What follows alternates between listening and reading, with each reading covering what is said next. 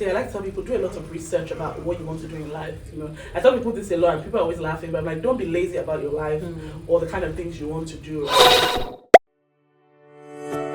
Welcome to Couch Convos. I'm your host Ruth, and today we have a special guest, Ife. Hi. We have Ife with us on the couch today, and thank you for gracing our couch. Sure. So Ife, tell us about yourself. Oh, lovely. Hi guys, my name is Ifeoluwa. I'm the founder and chief strategist at SWIF, and SWIF is a startup advisory firm supporting founders across Europe, Middle East, Africa, and the UK. Nice. Thank you for being here today. So the reason why we have Ife on the couch, like we said, we have interesting guests, and Ife is one of our most interesting guests this season. And so Ife is going to tell us a lot of things about herself, starting from how she has, navigated through 3 different visas in the UK under like 5 years, right? So Ife moved from the study visa to the skilled worker visa and now to the global talent visa. So tell us about that. Oh wow, every time I think about it, it's actually funny, but it's been quite an exciting journey moving across different visas here in the UK. Like Ruth said, I came into England in 2021 on a student visa, getting an MBA from the University of Oxford. So I was on a student visa for that. And after that, I wrapped up my time at Oxford and then moved to the skilled worker visa, working with Amazon Web Services. And then at the end of last year, I switched my visa again when I became a UK Global Talent. So it's been quite an exciting journey, but I think I'm done with visas now. That's exciting. I'm sure you want to know more about how she, switched and all of that. First of all, how do you decide that Oxford was the school to go to? Oh, wow. Yeah. I mean, when I decided I wanted to do an MBA, it was, and then so I made a couple of decisions.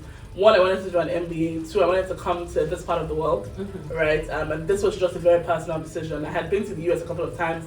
It really just wasn't my vibe, so I knew that I didn't want to study there, right? So I knew I wanted to come to this part of the world. Yeah. And so I started looking through, the options, top schools to do an MBA here. The reality is, unlike the US, there aren't as many options in this part of the world and Europe generally for top MBA programs. So I streamlined that and then applied to 3 schools. So I applied to University of Oxford, Imperial College London, and London Business School. And thankfully it worked out with the University of Oxford because I also got a fully funded scholarship for my MBA program. So yeah. Impressive. Exciting times. Very impressive. Yeah. I'm sure that you want to know a lot about that. Ife is very active on social media, so if you want to know about all of these stories, I'm sure it's somewhere in the internet. We're going to put her details in the chat, but as we move along, so let's talk about that move from MBA from Oxford and deciding to apply to then go work for Amazon and then getting the skilled worker visa. Tell us about that process. How was the application process, and then how was the visa switch process? Yeah, I would say, a lot has changed, to be honest, between then and now, because this was in 2021, right? And I got my job, oh my God, maybe like 2 months after I started my MBA program, Nice. right? Favor of God, just the hand of God. I think I started the MBA in September, and I think I got the job by like November, right? And because Amazon, like a couple of other companies, would come on MBA programs and recruit people early, almost like a year ahead of when you need to start, right? So thankfully I got on, I had landed an offer from them, and then at that time, they were actively sponsoring a lot of work visas, so that helps you easily transition from a student visa to a work visa. So what that meant was I didn't need to get the post-study visa that a lot of people have to get if you haven't landed a job yet. So that was how the transition happened from my student visa to the skilled worker visa when I moved to AWS. Amazing. Very interesting, guys. So there's a lot to listen to here. I've been saying that a lot because there's a lot here. So she got a fully funded scholarship, which is very, very interesting.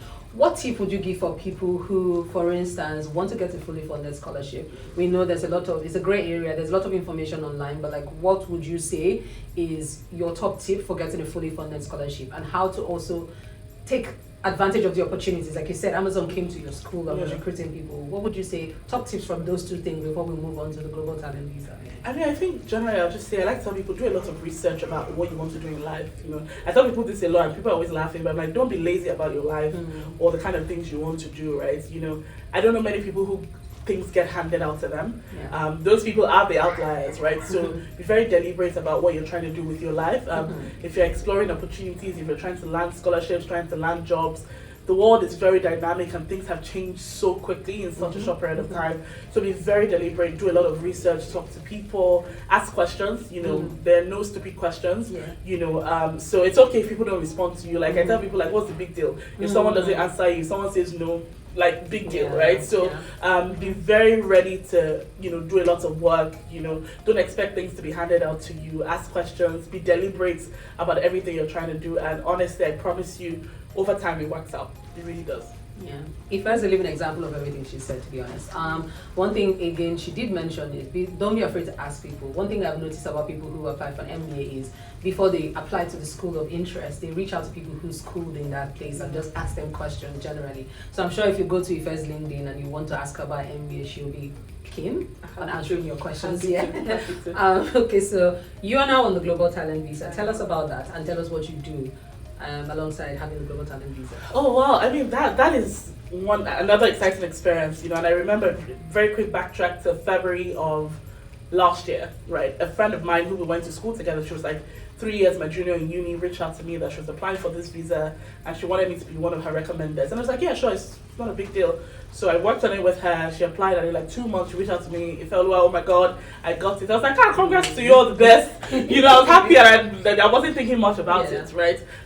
But then towards the end of the year, I had a lot of changes, big changes happen. And I think it then became clear that I had to explore this route. You know, and it was one of those things where I'm like, you know what, I don't have too much time to work on this. So when I tell people I worked on my application in 5 days, it's very ridiculous. I wouldn't advise, you know, but I did work on it in 5 days, a couple of sleepless nights.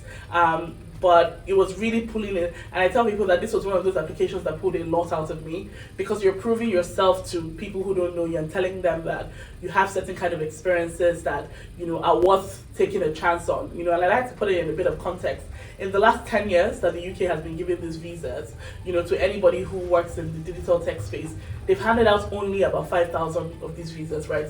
For people across the world. So it's something that they're very big on, but they're also very deliberate about the specific kinds of people they give it to. And I'm so thankful to God, you know, that my application was one of those that were like, oh, okay, this girl seems like she knows what she's doing. And they took a chance on me, because it's one of those extraordinary opportunities that you get where you can do anything.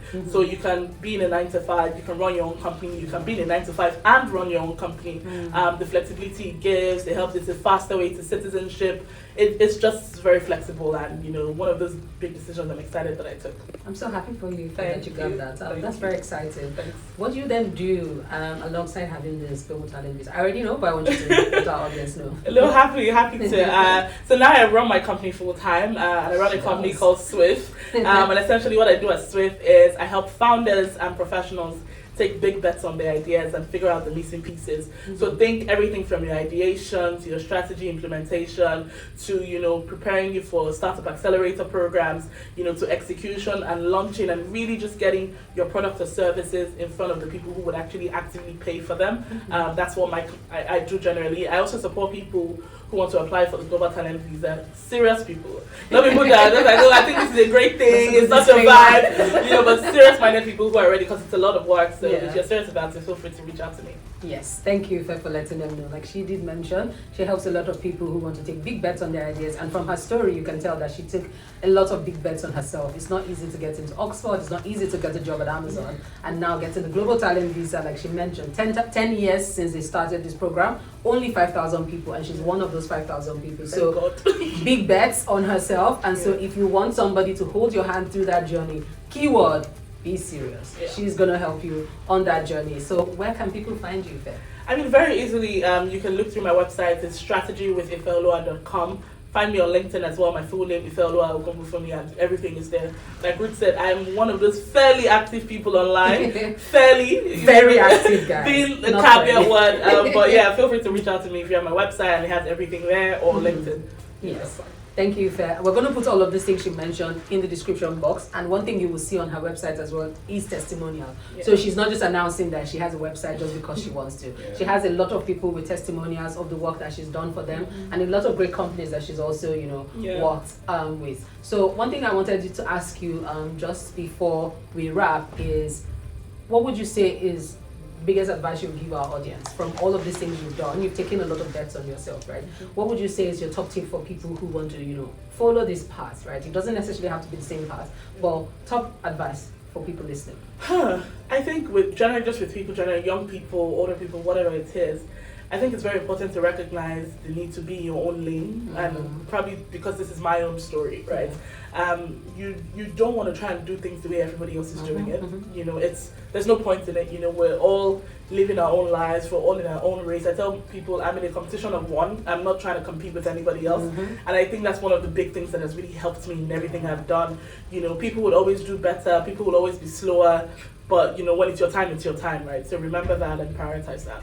Thank you, Ife. Run your own race, guys. Run your own race. And I'm sure you've taken a lot of interesting things from this conversation. What do you do in your spare time, Ife? In my spare time, I'm on the streets. She really is. In my spare time, Break that down. I'm spending time with my family. Thankfully, my older sister and her family live in England as well. Spending time with my friends. I love watching comedy shows online. So anything that makes me laugh, catch me there.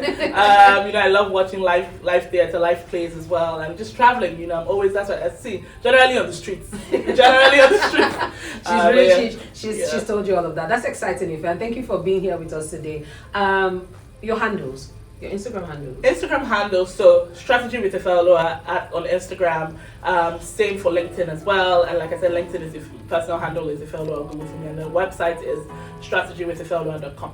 Thank you for being here with us today, Ife. Thanks for having me. I had a fab time. I'm glad. See you on the next one.